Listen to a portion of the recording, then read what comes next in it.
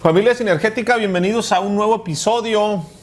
Amigo, ¿cómo estás? Bienvenido aquí a tu espacio Sinergéticos. Gracias, Jorge. Pues, un podcast especial, diferente, grabado desde la habitación.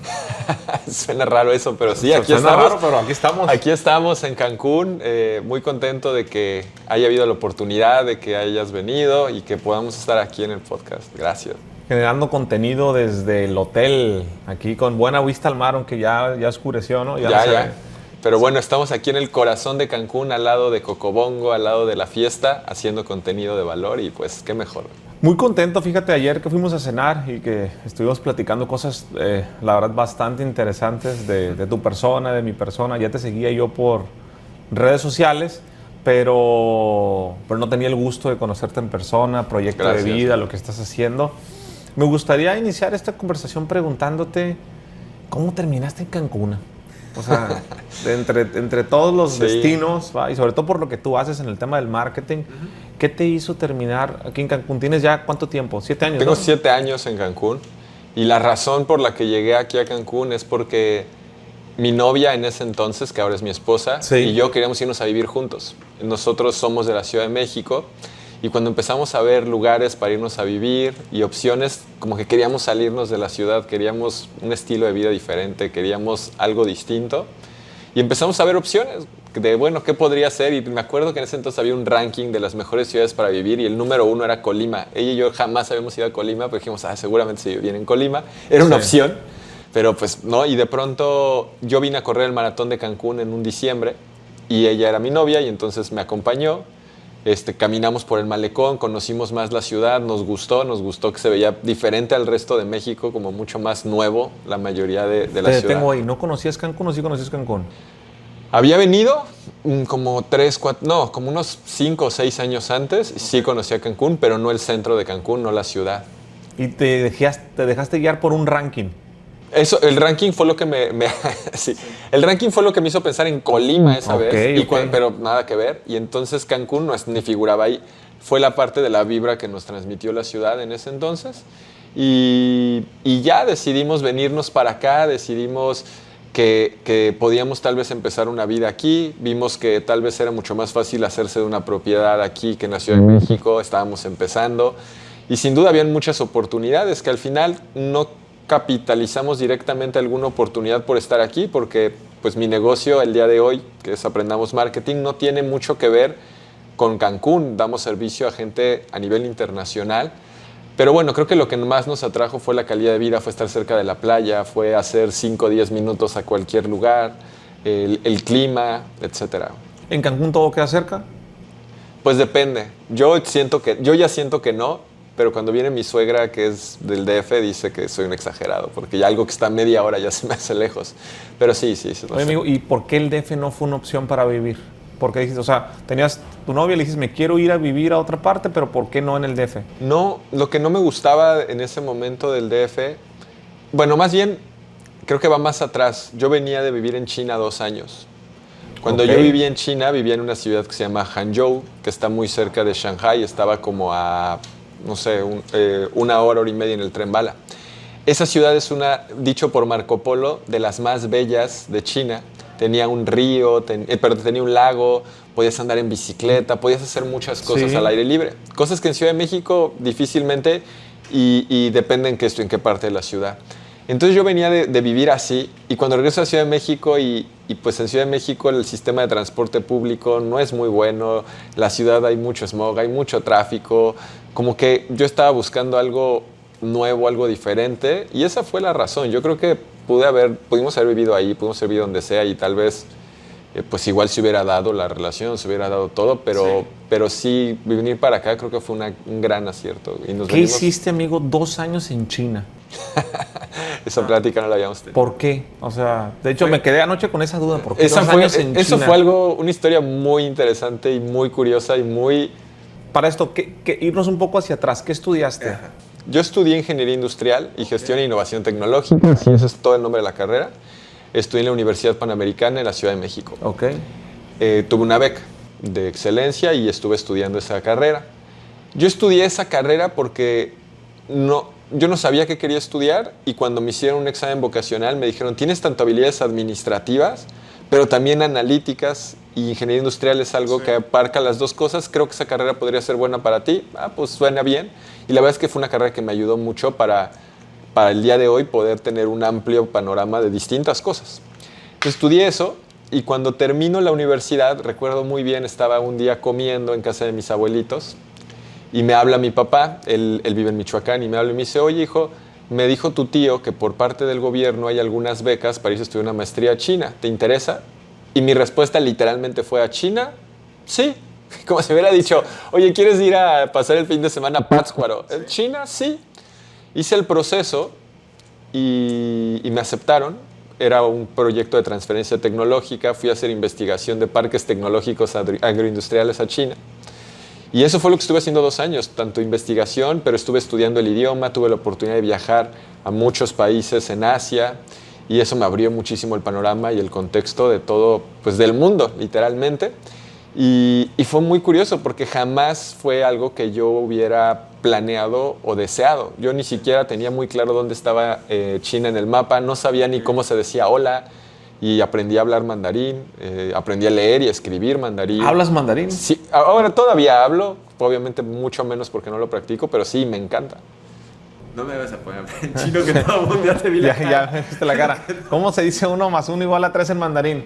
Y, ya, y, no sé cómo se dice igual, san, me faltó igual. Y es 1, ya es sumar, ya, y, ya, y es 1 más 1, no me acuerdo cómo se dice igual, y 3 es san. Bueno, si alguien está escuchando y sabe cómo se dice igual, mándanos un mensaje. ¿Cómo se dice igual? No sé cómo se dice igual de ese, pero bueno, ya estamos. Oye, y la cultura china es una gran cultura. Impresionante, es una cultura bastante sinergética. 2 años. ¿Qué es con lo que te quedas? ¿Has regresado a China? Sí, gracias a Dios, sí. Estuve ahí hace unos 3, 4 años con mi esposa y la pasamos extraordinario. Fue un viaje que nos encantó. A mí me encanta China. Muchos de los que fuimos odiaron China. Vivían en el círculo extranjero, porque cuando nosotros llegamos allá, nos vivíamos en la universidad y tú podías convivir con la gente que estaba en la universidad, que eran españoles, eran coreanos, eran japoneses, eran muchos más mexicanos. Y yo, en cuanto pude, me salí de la universidad. Me dijeron, tú puedes estar tienes que estar a fuerza 6 meses. En cuanto pasaron los 6 meses, yo dije, yo me voy, y yo renté un departamento y entonces tenía que pagarle al casero en chino y me busqué una novia china y yo iba a los antros chinos todos los días. Ahí fue donde aprendí a hablar chino bien, porque imagínate el ruido del antro y entonces ahí hablando con la china o el chino, entonces ahí aprendí a hablar y a escuchar y a entender y por eso también creo que mi nivel mejoró. Pero bueno, entonces tuve oportunidad de regresar después y regresando a la pregunta como qué es lo que más me dejó a mí China. En ese entonces, a mí algo que me impresionó de China es ver la abundancia económica que había en ese país. A lo que me refiero es, así como aquí en México estamos acostumbrados a ver jetas, sí. Allá ves Ferraris, ves Lamborghinis, ves ese tipo de coches y al principio a mí eso me llamó la atención y poco a poco entendí el nivel de abundancia económica que hay en China. No sé cómo sea hoy, pero cuando fui hace 4 o 5 años era lo mismo. Algo que a mi esposa le llama mucho la atención cuando andamos de vacaciones en Estados Unidos, en cualquier parte del mundo, fíjate, y ella se fija en las chinas, en las bolsas que traen, en los zapatos. Dice, oye, pero todas las chinas traen cosas, yo no sé de bolsas, pero que muy, muy caras. ¿Sí? Me hace mucho más. Yo creo que es igual. ¿Y por qué comprendiste el por qué? ¿A qué se debe esa abundancia? Creo que son muchísimos factores. Uno, sin lugar a duda, es híjole, no, disclaimer, sí. Ojo, no soy experto en China, pero desde mi perspectiva, a mí algo que me pareció muy interesante es la planeación que hay del gobierno hacia el desarrollo económico del país. Tienen planes de 5 años que van teniendo y pues se volvieron los proveedores del mundo, ¿no? O sea, de China ser una... Y han ido evolucionando. Antes eran puras cosas de poco valor agregado y cada vez ha ido mejorando el tipo de producción que tienen. Entonces lo que yo creo es que han habido muchas oportunidades para que personas, junto con el gobierno, se alíen y hagan empresas que sean proveedoras del mundo, ¿no? Y entonces creo que por ahí tiene mucho que ver. Ellos tienen que ver mucho con el tema de logística, de manufactura y también el tipo de alianzas que generan entre ellos pues para crecer y hay mucho un término en chino que es el guanxi, y el guanxi es como tiene que ver con la sinergia y es como esas relaciones que generas en la gente. Hay otro término que es mian, que es la cara, que es como lo que las demás personas piensan de ti. Y entonces, obviamente un chino jamás en la vida te va a dejar que tú pagues una cuenta. ¿No? Jamás en la vida, y lo va a hacer por ganar cara contigo y porque es como una parte muy importante para ellos. ¿Y si están comiendo los dos chinos, quién paga la cuenta? Híjole, pues yo creo que el que se pelean por pagarla o hay el que tenga hasta tal vez un poco más de autoridad o de edad también tiene que ver con eso. Ok. Y era bien interesante. A mí me gustó mucho, disfruté mucho de vivir allá. Entonces creo que me quedé con eso, con darme cuenta de que no todo es México.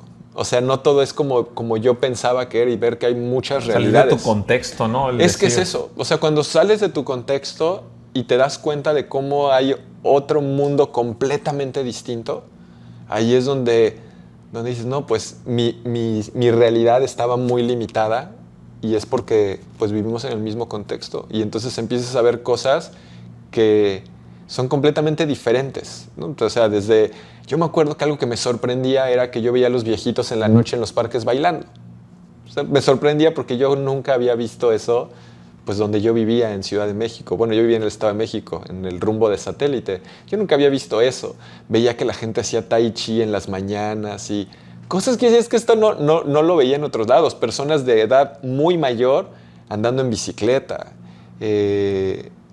Veía que la gente allá tomaba té, no tomaba café. O sea, son como comían cosas que nosotros no. Y también ese sesgo que tenemos de que los chinos comen pura porquería no es cierto. O sea, sí, en algunos casos, por supuesto, ¿no? Comen escorpiones y comen esas cosas, pero también comen cosas distintas y cosas muy ricas. A mí la comida china también me encantó y que nada tiene que ver con lo que vemos en la comida china de los centros comerciales hoy en día, eso tan americanizado. Sí. Y bueno, pues nos podemos seguir hablando de China el tiempo que tú quieras. A mí me encanta, porque yo no conozco, fíjate, a algún amigo que haya ido a China por tanto tiempo. Sí. Y sobre todo, el compartir esa parte en el tema cultural. Sí. Hablas de comida, de varias cosas que mencionaste.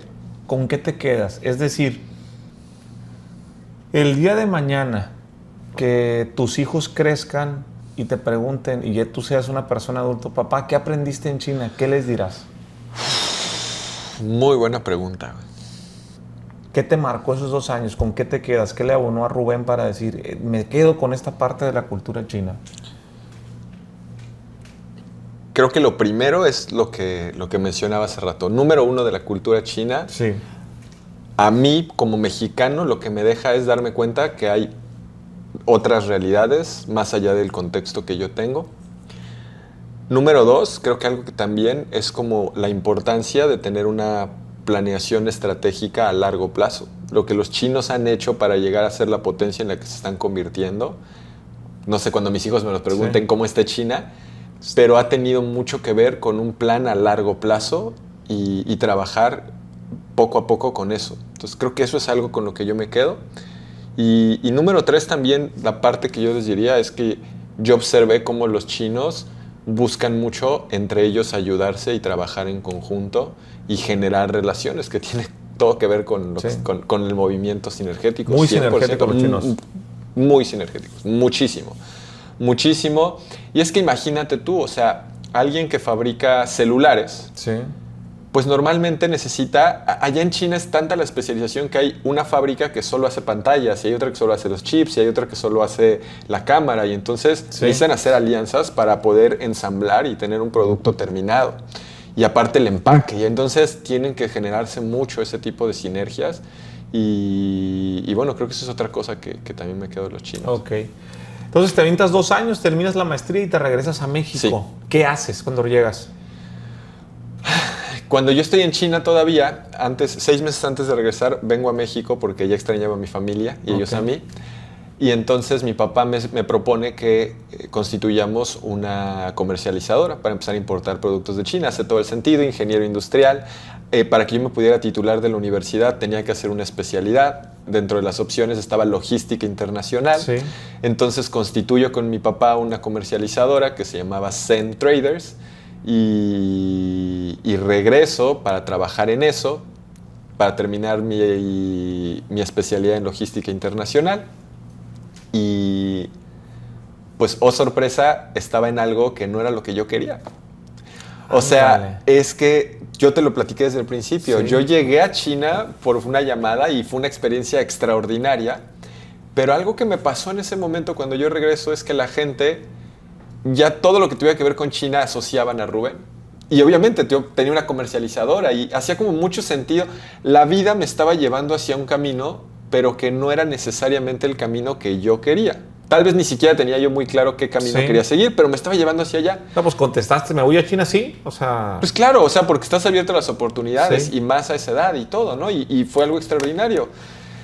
Entonces, cuando regreso con la comercializadora, con cero experiencia de exportaciones e importaciones. Honestamente, no era un tema que ni me emocionaba ni me apasionaba. La verdad que no. Empecé a ayudar, tal vez. Me recuerdo que hubo una fábrica a las afueras de la Ciudad de México, camino a Toluca, que estaban instalando una máquina para hacer costales y trajeron a los chinos para que les enseñaran a utilizar la máquina y me contrataron de traductor. Estuvo bien porque yo entendía un poco de cómo funcionan las máquinas, entonces fui traductor de eso. Di clases en una primaria de chino mandarín a niños de primero a sexto de primaria y estaba bien porque era de 7 de la mañana a 2 de la tarde, me quedaba la tarde libre. Di clases a niños de mandarín y eso fue lo que empecé a hacer, pero poco a poco caí en una gran depresión, que ahora me doy cuenta, porque no estaba haciendo algo que me llamara la atención, no que me gustaba. Y no me apasionaba, no me gustaba, pero era porque yo ya era Rubén chino, ¿sabes? O sea, alguien quería traer fayuca de China, me buscaba. Me acuerdo mucho una historia de... mi mamá es maestra y una coordinadora tenían a un alumno que había venido de China y tenían problemas para comunicarse con el papá, entonces me mandó un WhatsApp o me habló por teléfono para ver si le podía grabar una nota de voz diciéndole no sé qué porque el papá chino no entendía. Entonces todo lo que tuviera que ver con China era Rubén. Y pues yo en algunas cosas lo hacía, pero no era tampoco lo que yo quería hacer. Pero el problema era que en ese entonces ni siquiera yo tenía muy claro qué es lo que quería hacer. Algo que de pronto hay una pregunta que hace Diego Barrazas, que ayer platicábamos, que es ¿qué consejo antes dabas por bueno que ahora no darías? Y en ese entonces el consejo que yo daba por bueno era piensa qué cosas no quieres y haz el resto. Y mucho por eso sí en mi vida, como yo no quiero entrar a trabajar a una empresa como empleado. No tiene nada de malo, pero yo no quería en ese entonces. Eso era algo que no quería. Ya lo había probado antes de irme a China a trabajar un tiempo en L'Oreal. Yo sabía que eso era algo que no quería. Y entonces empecé a decir lo que no quería y sí, no me acercaba a eso, pero como no había definido claramente lo que quería, entonces no iba avanzando hacia allá. Pero bueno, básicamente cuando regresé de China estuve haciendo todo eso y al poco tiempo fue que empecé a salir con la que ahora es mi esposa, con Tania, y cuando decidimos, oye, vamos a vivirnos juntos, ¿a dónde nos vamos a vivir? Pues vamos a ver, me vengo al maratón y así fue como se unen las historias y decidimos venir a Cancún, pero yo llegué a Cancún sin nada. Y llegué a Cancún, justamente hablé a la universidad, a una universidad que está acá y, oye, pues yo puedo dar clases de chino. Ah, sí, vente, claro que sí, ok, perfecto. Nos venimos de Ciudad de México a Cancún en coche, llegamos, empacamos nuestras cosas todas en el coche de ella, yo vendí el mío. Llegamos, me pongo mi camisa, mi pantalón, llegamos en pleno septiembre, agosto, que hace un calorón. Llegué a la universidad empapado en sudor porque no estaba acostumbrado. Oigan, pues ya vengo para que nos organicemos, ¿cuándo van a hacer las clases? Yo voy a ser profesor de chino. No, solo hay 2 inscritos, no se va a armar el grupo de chino. Y yo, ¿qué? ¿Ahora qué voy a hacer? Entonces, así fue como llegamos a Cancún, con muchas ganas, con mucha ilusión, mucho deseo. Me dieron la oportunidad de dar clases a la Universidad de Negociación Intercultural. Poco a poco también les fui diciendo, oye, también a mí me llama la atención, me gusta el tema de emprendimiento, también empecé a dar clases de emprendimiento, de todas las metodologías de Lean Startup, de Business Model Canvas, de todo ese tema. Y por ahí fue cuando empecé otro de mis emprendimientos donde empieza ya el tema digital y más el punto hacia cómo llego al marketing. Que empecé con una empresa que se llama Lucenti y lo que hacía era que traía bisutería de China y la vendía por medio de una tienda, de un e-commerce. Esto estoy hablando hace 6, 7 años. Y entonces ese trabajo me gusta, eso me hacía mucho sentido a mí y a los ojos de los demás. Y eso era algo bueno, pero ese fue el error. Porque yo con eso tenía la palomita de Rubén Chino, sí, porque trae la bisutería china. Sí. Ojo, ni hablaba en chino, lo compraba directamente en AliExpress, Alibaba. O sea, ni siquiera tenía que hablar chino. Yo pude haber no ido a China y hacer ese negocio. Pero ya tenía algo que a mí sí me llamaba la atención, que era el tema digital, que era el tema de venta en línea, que era ese tema. Y lo estuve haciendo como por 6, 7 meses. Cometí varios errores, como poner unos precios muy bajos, los márgenes muy, muy pocos. Entonces, yo en ese entonces no tenía coche, iba en mi motito, tenía una motoneta y en la motoneta metía los paquetes en sobres y ahí iba a Correos de México a dejarlos porque todo era envío gratis para que la gente me comprara. Después de 6 meses estaba agotado, odiaba escoger bisutería. Después me di el permiso y dije, es que yo no tengo por qué ser Rubén Chino, yo puedo ser lo que yo quiera ser. A mí lo que me llama la atención y lo que me gusta es el tema digital, el marketing digital. A mí como que lo que me gustaba en ese entonces, recuerdo, era decir, ¿cómo puedo hacer para, a través de las computadoras o de internet, hacer que la gente compre o vender algo o trabajar en eso? Era lo que a mí me llamaba la atención. Y entonces ahí fue como fue evolucionando un poco y encontré una plataforma. La historia siga que encontré una plataforma que era para hacer aplicaciones móviles para negocios locales. Insisto, hace 6, 7 años. Y eran aplicaciones donde si tú tienes un salón de belleza, te creábamos una app para que descargara gente de iOS, Android, tu app. Y ahí podías tener un sistema de lealtad, podías mandarles notificaciones push, podías hacer muchas cosas que para ese entonces era muy innovador. Y yo dije, oye, eso está muy cool. Y eso me gusta, no tiene nada que ver que China, no me importa, pero me gusta, porque a mí siempre me ha gustado el tema de los negocios, de las pymes. Yo por mi familia y conocidos, como que he visto de cerca a pequeñas y medianas empresas, que creo que ahora que estamos platicando empiezo a conectar muchos hilos en mi cabeza de todo esto. Y entonces me acuerdo mucho que costaba $300 al mes la membresía. Tenías 14 días de prueba y después te pagaban. Con esos $300 tú tenías acceso a construir 30 apps. El modelo de negocio era muy simple. $300, puedes hacer 30 apps, cada una te cuesta a ti, ya que llegues a las 30, $10, y ellos te proponían que tú cobraras igual las mensuales de $100. Yo dije, pues suena interesante el negocio, ¿qué voy a hacer? Voy a tomar mi trial de 14 días, yo no tenía dinero, y tengo 14 días para venderlas, y te dejaban hacer como demos. Había una aplicación donde puedes hacer demos, y así le hice, güey. Y esto también tiene que ver con mi llegada a Cancún, porque dije, bueno, pues venga, hice los demos. Sí. Y entonces había una barbería que yo vi que estaba como creciendo en Cancún, y antes de que, justo cuando empezó el boom de las barberías, que fue hace unos años, y dije, voy a ofrecérselos a ellos, siento que puede funcionar. Y fui y les dije, oye, tengo esta app, tengo tal, oye, está muy interesante y pueden reservar desde aquí. Está muy interesante, sí, ven mañana, ¿cuánto cuesta? Híjole. Dije, no, pues cuesta $15,000, pero es un pago de $7,500 y $7,500 cuando te la entregue. Ah, pues suena bien. Sí, ven mañana. Voy mañana, está el dueño y me dice, sí, ten tus $7,500. Dije, ya tengo para pagar el primer mes, vamos, de aquí empezamos. Sí. Y entonces voy de regreso a mi casa en la moto y veo un CrossFit. Me acerco, oiga, ¿no les interesa estar? No sé qué. Sí, ¿cuánto cuesta? No, pues $10,000 de configuración inicial y $1,500 al mes de mantenimiento. Pero no te preocupes, no me pagues el mantenimiento, me lo das por intercambio para que yo pueda venir a hacer ejercicio aquí y nada más me pagas lo inicial en 2 o 3 pagos. Ah, perfecto, ya tenía gimnasio. Escuchó una señora que tenía un equipo de triatlón. Sí. Oye, ¿tú me puedes ayudar a hacer una app? Porque, claro que sí, le hago la app, esa también sí me la pagaron. Te voy a presentar a un amigo que tengo que yo creo que le puede interesar, tenía un coworking. Oye, mira esta app para que cuando venga la gente y puedas hacer esto. Le digo, cuesta $10,000 más mensualmente $1,500, $2,000, $3,000. Me dice, es que a mí no me gusta eso, los pagos recurrentes. No te preocupes, güey. Págame nada más el fee inicial y lo demás lo hacemos por intercambio. ¿Sí? Entonces yo ya tenía coworking, ya tenía gimnasio, ya había conseguido el primero con eso. Y de ahí dije, bueno, pues ya estamos agarrando espacio, vamos a empezar a avanzar, vamos a empezar a escalar esto. Y ahí fue donde yo empecé a tocar puertas de pequeñas y medianas empresas.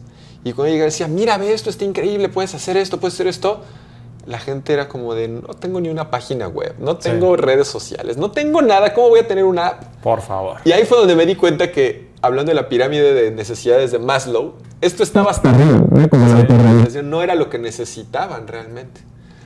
Y dije, bueno, esto no es lo que necesitan son clientes, lo que necesitan son ventas. Y así fue como empecé Marketing 1080, que fue mi agencia de marketing.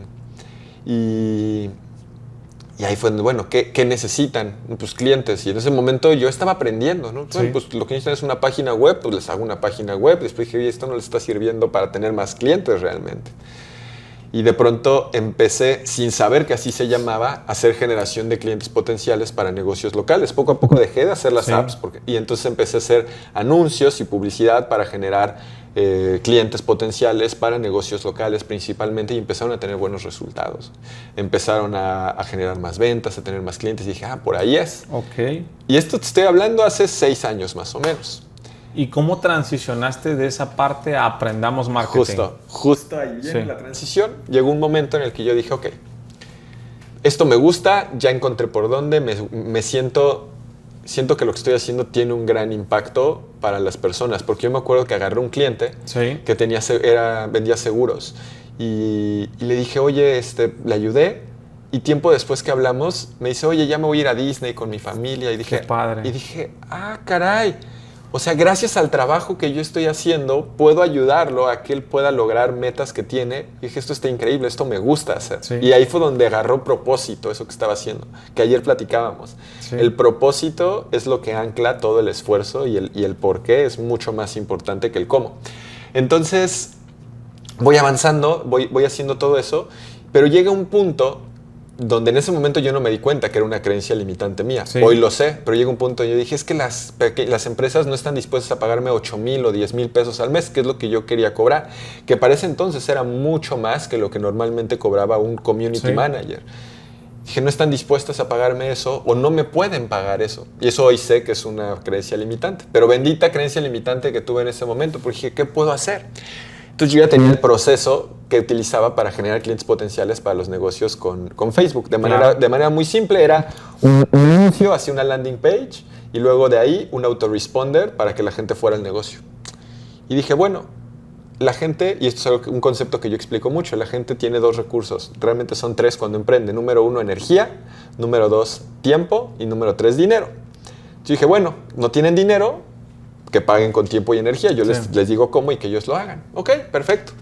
Y entonces lo que hice es, bueno, voy a cobrar un porcentaje o un poco menos, pero que la gente lo haga. ¿Cómo empiezo? Voy a hacer un producto mínimo viable. ¿Te acuerdas que te platiqué que manejaba yo conceptos de Lean Startup? Voy a hacer un producto mínimo viable.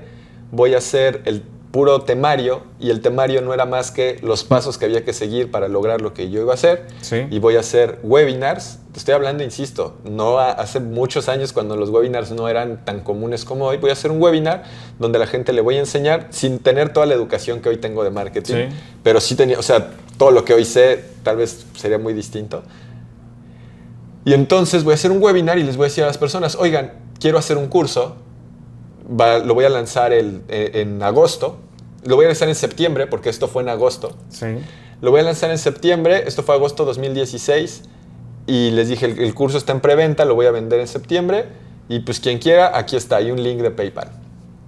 Y entonces hice el primero, no vendí ni madres. Dije, no, pero no me desanimé, porque me di cuenta que había algo. Veía a la gente interesada, veía que la gente a los correos previos me contestaban, les interesaba, o sea, como que había algo, había que mejorar un poco. Dije, no, le voy a echar más ganas, voy a volverlo a hacer. Hice otro, compré más publicidad, entró más gente, creo que tenía ya como 200 registrados, que para mí en ese entonces eran un mundo. Un mundo. Vamos a empezar. Y la plataforma para hacer el webinar, le doy clic en iniciar y se quedó loadeando. Nunca jaló. Y yo, no puede ser. No pasó nada. Dije, lo voy a volver a intentar. Lo volví a intentar. En el tercero fui mejorando. Llega el momento de hacer el pitch. Hago el pitch. Y entonces, en ese momento, veo la notificación en PayPal de una persona que había comprado el primero. Y esto fue un 18 de agosto a las 5 de la tarde del 2016. Y lo sé muy bien porque ese es el aniversario de Aprendamos Marketing. Para mí una empresa existe no cuando pases la constitutiva, no cuando tienes tu logo, empieza cuando hace la primera venta, porque una empresa existe para servir a la gente. Y ahí fue donde demostré a mí mismo y a mi empresa, que era yo, que había alguien dispuesto a pagar por lo que estábamos haciendo. Y mi mentalidad en ese momento fue, con que consiga 5 o 6 personas que lo compren, para mí es suficiente.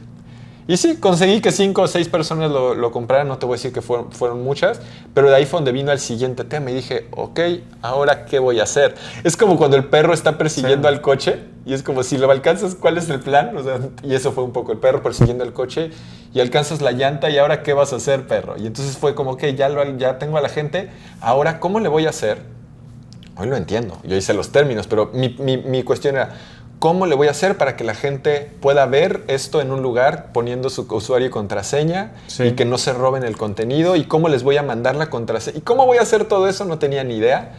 Y ahí creo que entró mi ser ingenieril y dije, bueno, a ver, y con WordPress y con plugins y me puse a investigar y tenía que además de eso hacer el curso y todo lo hice en transcurso de un par de semanas y así fue como empezó Aprendamos Marketing con ese curso, que era el curso Facebook para negocios y de ahí empecé a crear ya poco a poco otro tipo de contenido ampliando más a lo que yo me di cuenta que las personas necesitaban y bueno, al día de hoy hemos podido ayudar a gente de más de 15 países, hemos podido ayudar alumnos, yo creo que tendremos unos más de 5,000, tenemos una audiencia de dueños de pequeñas y medianas empresas, tal vez combinando todos estos canales como de 500,000 de personas.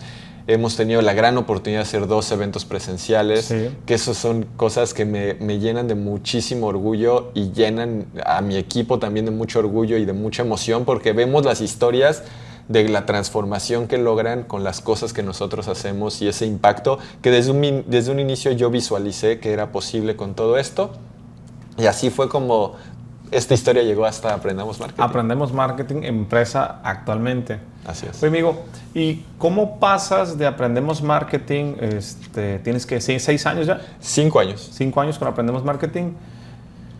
Con todos estos números, con todo lo que has aprendido, con lo que has hecho bien, con lo que has hecho mal, acabas de lanzar tu libro, que aquí lo tenemos, Marketing Práctico para Pymes, sencillo, estructurado. Ayer veníamos platicando en el carro que te lo voy a preguntar, me gusta lo que me mencionaste, porque tiene mucho que ver, más con libro, tiene que ver con un propósito. Sí, 100%. ¿De dónde viene la parte de hacer este libro?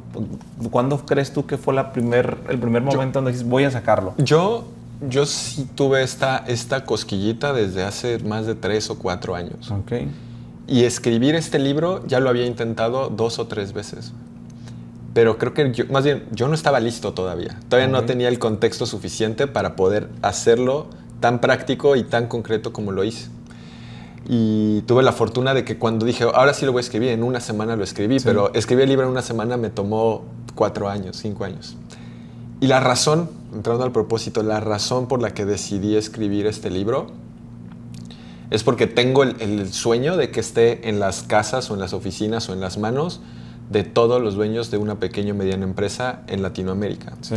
Y la razón es porque yo estoy convencido que si las pequeñas y medianas empresas saben de estrategias de marketing, saben de ventas, saben cómo posicionar sus productos o servicios, siempre y cuando sean productos y servicios útiles y valiosos, eso puede hacer que tengan éxito. Y yo creo fielmente, por lo que platicábamos hace rato, que si las pequeñas y medianas empresas tienen éxito, se genera un efecto multiplicador impresionante porque generan más empleos, generan más oportunidades. Ellos mismos pueden vivir una cierta libertad que de otra manera no podrían. Entonces, eso genera actividad, una activación económica de manera local, de manera regional, de manera nacional. Entonces, para mí, todo esto es desde mi trinchera buscar un cambio sin esperar a que alguien haga algo más por mí. Que digamos, ok, esta es mi manera y mi granito de te estoy dando las herramientas, te estoy dando los conocimientos, porque también algo que pasa en Latinoamérica, y no me acuerdo si ya lo comentábamos, creo que sí, es que el 90% o más, o sea, un gran porcentaje, casi todos los emprendedores, los dueños de una pequeña y mediana empresa, son por necesidad. Y por necesidad o porque los corrieron de su trabajo o porque ya no pueden conseguir un trabajo por la edad que tienen, las calificaciones que tienen o porque simplemente pues no les quedó de otra. Y entonces eso no está mal, eso es súper respetable y honorable, pero el problema es que muchas veces lo hacen sin tener la educación necesaria. Y cuando hablo de educación no me refiero a que hayan ido a la universidad o lo que sea, me refiero a que no tienen los conocimientos necesarios para que funcione. Porque una de las primeras creencias que yo veo que es un error constante en los emprendedores y dueños de pymes poco experimentados, es que creen que el producto lo es todo. Sí. Y a veces puedes tener un producto extraordinario, pero si no tienes un buen marketing, un buen posicionamiento, si no sabes cómo vender tu producto, no funciona.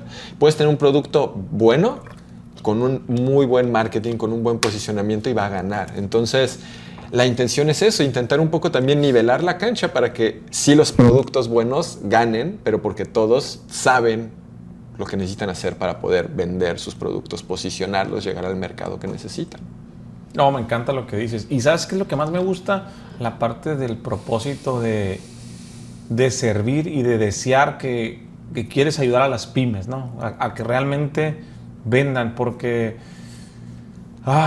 yo coincido contigo. Fíjate que, y tengo muchos amigos que tienen pymes y no hacen nada por aprender a vender. Y cuando tocan allá afuera, ¿sale? Y no lo quiero generalizar porque no me gusta criticar en términos generales, pero a mí me pasó, fíjate, cuando yo empecé, yo era uno de esos amigos, cuando yo empecé mis emprendimientos, tocas la base con las agencias de marketing y muchas agencias no tienen ni idea. No es correcto. Te enseñan a hacer posts bonitos, feeds bonitos, pero no a generar dinero, no a segmentar, no todo el ecosistema que se tiene que entender dentro del marketing.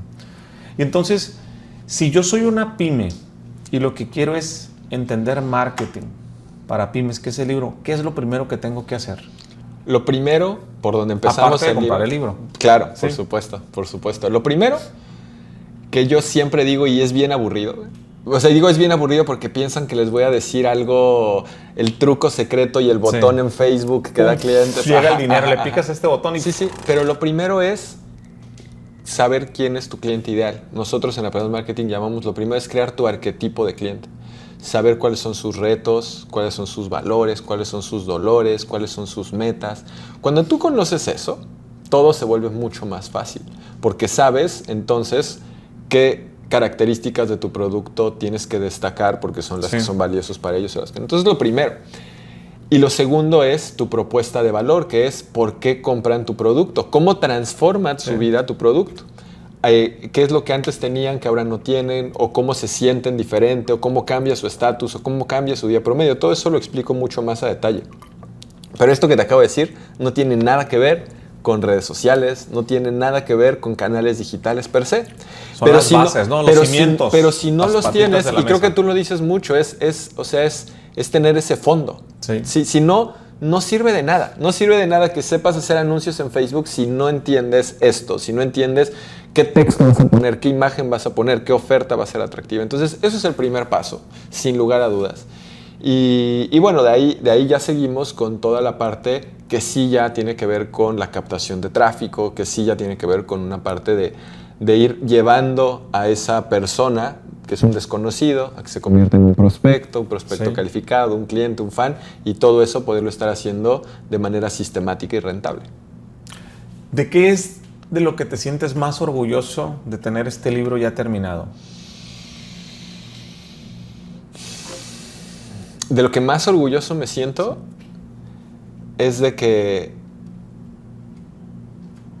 pude sintetizar algo que sé que es muy útil para las pymes en pocas páginas. Y te voy a contar una historia interesante. Cuando lo terminé de escribir en el manuscrito de Word, era muy corto. Sí. Y yo dije, está muy corto, va a ser un libro muy chiquito. Sí. Dije, no, es un libro pequeño. Yo dije, no, es que... Y dije, no, está muy pequeño, no. Sí. Y hablando con mi coach, y le dije, es que, ¿sabes qué? Tengo que escribir más porque está muy corto. Oye, pero tiene lo que necesita la gente, sí. Entonces, ¿para qué tienes que escribir más?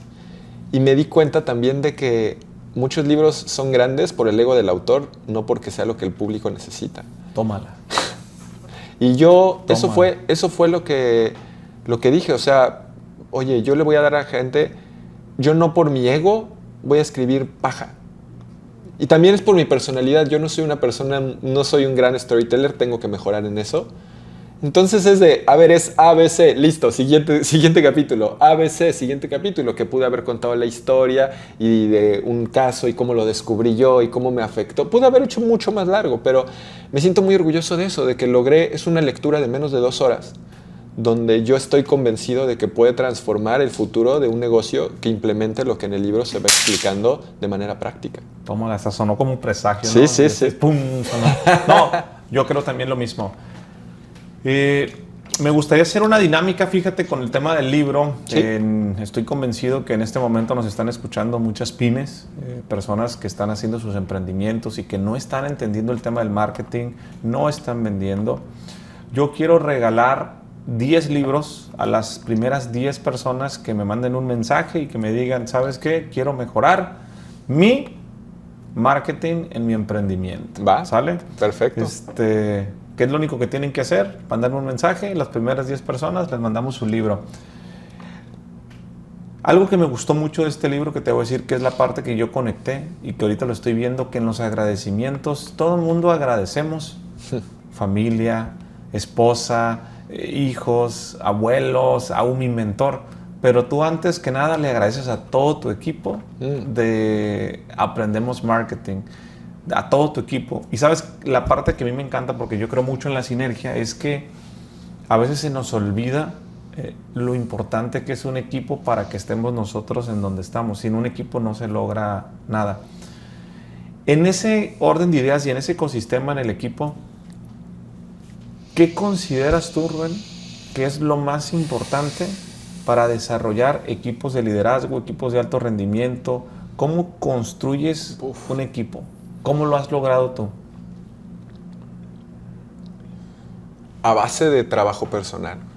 Okay. Algo que yo he visto en este caso es que conforme ha ido avanzando esto y he tenido la fortuna de tener un equipo que cree en mi visión y que tiene las capacidades de ejecutar, te conviertes mucho más en una persona al servicio de tu equipo. Eso es lo que a mí me ha funcionado y estoy seguro que estás en la misma sintonía. Yo, y se los digo constantemente, y esto está quedando grabado y lo van a ver, y si no es cierto, que comenten y que digan, eso que es, Rubén no es así, pero yo lo que busco es, y ellos lo saben, es qué necesitas, y yo soy el proveedor para ti, para que puedas hacer el trabajo como es esperado. Entonces, creo que eso es una de las partes importantes, poder... Y no me refiero a las partes como más técnicas, o sea, no es a que tengan una computadora y tengan lo que necesitan, sino a veces necesitan hablar con alguien, tienen temas personales, entender eso, ¿no? Entonces, eso es algo que a mí me ha funcionado, el ser un proveedor de mi equipo, ayudarles. También otra cosa que a mí me ha funcionado es, pues creo que es muy importante predicar con el ejemplo, y eso es algo que también yo estoy buscando hacer en mi paternidad. No es lo que dices que vas a hacer, sino lo que haces, ¿no? Las palabras hacen magia, pero el ejemplo arrastra. Ahí está. Entonces es eso. Yo creo que es esa parte, el ejemplo. O sea, es ser congruente también. O sea, es que todas estas cosas que digo, me acuerdo de cosas que te he escuchado a ti decir. O sea, ser congruente. La gente que trabaja en mi equipo me ve haciendo un webinar, me ve haciendo una historia, me ve haciendo contenido, pero también me ve con mi familia y me ven con ellos y saben que soy una persona congruente en lo que digo, en lo que hago, y eso es algo que creo que es importante también y algo que me ha funcionado. Y algo que también me parece que es importante es que, y que debe de entender mucha gente, sobre todo de generaciones más grandes, es que las generaciones de millennials y estas generaciones que son la fuerza productiva quieren trabajar en lugares donde hay un propósito más allá que generar ingresos. De pronto yo me acuerdo con una esposa de un tío. Me decía, es que no entiendo por qué los millennials no quieren trabajar. Le estoy ofreciendo 3 veces más sueldo que donde está. ¿Por qué no quiere? Y es que no entienden, son tontos. Y yo dije, es que quien no está entendiendo eres tú. Porque obviamente el millennial, claro que quiere dinero, por supuesto.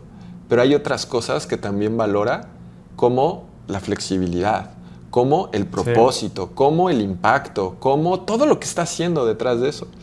Entonces creo que eso también es algo importante para generar equipos de alto rendimiento y es definir claramente los valores de tu negocio, de tu empresa. Nosotros tenemos un mantra que es aprende, practica, comparte y lo vivimos y estamos aprendiendo, practicando, compartiendo. Nosotros tenemos también una dinámica dentro del equipo de trabajo que son las 3 preguntas más importantes. Esto lo aprendí de Vishen Lakhiani, que es de Mindvalley, es el CEO de Mindvalley. Todo el equipo tenemos un Google Drive donde compartimos, cada quien tiene su propio Excel, que son nuestras 3 preguntas más importantes. Y en las 3 preguntas más importantes son qué experiencias quieres tener, qué experiencias quieres compartir y cómo quieres contribuir. Y entonces nos conocemos mucho más a nivel personal y yo sé que hay una chica en mi equipo que quiere ver el mundo mientras trabaja desde cualquier lugar y hay otra persona que quiere, nuestra diseñadora, yo sé que de las cosas que quiere hacer para contribuir es ilustrar libros para niños que les ayuden. Y entonces empezamos a hacer ese tipo de conexiones mucho más profundas y es donde yo tengo la creencia de que el trabajo es un lugar donde sirve para que obviamente el emprendedor y el dueño se desarrolle como persona, pero también los colaboradores. Y creo que ese es el secreto para formar equipos de alto rendimiento. Conecto totalmente contigo, de hecho por eso te escucho y digo, creo que de ahí viene la empatía que tenemos, o sea, realmente creo que las filosofías y las energías andan juntas. Hablas de un propósito, para terminar, ¿cuál es el propósito? ¿Qué sigue? ¿Qué busca? Aprendemos Marketing. La misión de Aprendamos Marketing, tal cual, es garantizar el éxito de las pymes implementando las mejores estrategias de marketing. Suena muy bonito. Suena muy bonito y ese es el objetivo así a grandes rasgos. Algo que sigue para Aprendamos Marketing y que nos hemos dado cuenta es que muchas veces los dueños de las empresas no quieren implementar sus propias estrategias. Eso nos dimos cuenta en los últimos año y medio. Entonces, ¿qué sigue? Empezar a formar, pero a freelancers y agencias para que den estos servicios. Creo yo que el impacto que podemos lograr en el ecosistema es mucho mayor si nosotros ayudamos a generar estos agentes de cambio. En vez de que yo llegue directo y convenza al dueño de la pyme, mejor te ayudo a ti, te capacito para que tú impactes a 10 y a 10 y a 10 y a 10 y podemos tener un efecto multiplicador mucho más grande. Entonces lo que sigue es enfocarnos mucho en esto. Tenemos una certificación, nuestra certificación Master Marketer, que es para eso y ahí es donde estamos. También sigue, pues como ya esta pandemia está bajando, unirnos mucho más como comunidad de manera presencial. Y algo que también a mí me interesa mucho es seguir transmitiendo, que aquí también concordamos mucho, en la parte integral de un negocio. No es nada más el dinero, no es nada más, es la parte integral. Y también es como retomar el tema de un podcast que yo tengo, es el Emprendedor de Alto Impacto, y que lo hemos hablado, es la importancia del desarrollo personal y todo lo que tiene que ver con eso. Entonces, pues me entusiasma muchísimo todo lo que viene, me entusiasma mucho las historias de transformación que somos capaces de lograr y pues ya nos estaremos viendo en unos años. Pues en unos años vamos a seguir nosotros con este podcast. 100%. Es mi pasión, es mi vida, es un proyecto que va empezando, que le ha ido muy bien.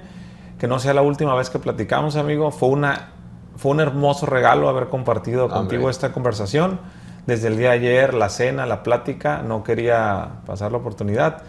Y por último, ¿cómo apareces en tus redes sociales? Si alguien quiere libros, si alguien quiere saber más de este tema, ¿dónde te pueden buscar? Claro. A mí me encuentran como @Rubén Gallardo. Estoy más activo en Instagram. @Aprendamos Marketing es mi empresa. Y el libro lo pueden encontrar en el URL, está en la página libro, MKT, que son las iniciales de marketing.com. libromkt.com, ahí pueden encontrarlo. Lo tenemos físico en México, en el resto del mundo lo tenemos en versión digital, también lo pueden comprar en Amazon.